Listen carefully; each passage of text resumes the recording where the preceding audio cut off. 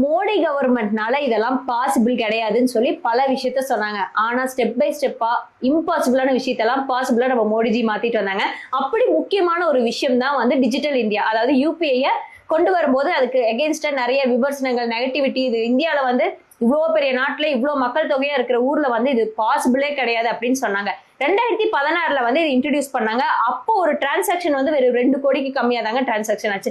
ஆனா year by year வந்து போக போக அதோட டிரான்சாக்ஷன் வேல்யூ வந்து ரொம்ப அதிகமாச்சு.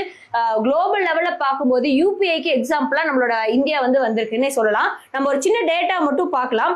2020-21 வந்து 2233 கோடி தான் டிரான்சாக்ஷன் ஆச்சுங்க. ஆனா இப்போ 2024-25 வந்து 18,587 கோடி யூபிஐ டிரான்சாக்ஷன் மட்டும் ஆயிருக்கு.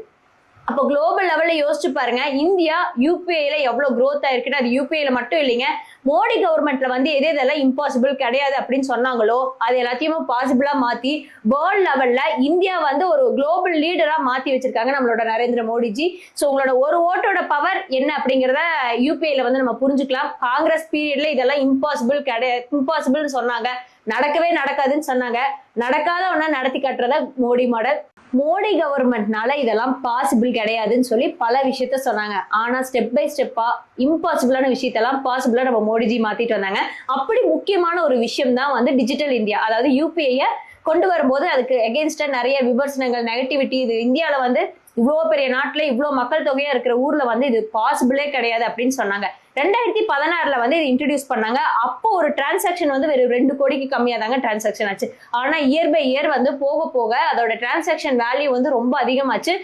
குளோபல் லெவல்ல பார்க்கும்போது யூபிஐக்கு எக்ஸாம்பிளா நம்மளோட இந்தியா வந்து வந்திருக்குன்னே சொல்லலாம். நம்ம ஒரு சின்ன டேட்டா மட்டும் பார்க்கலாம்.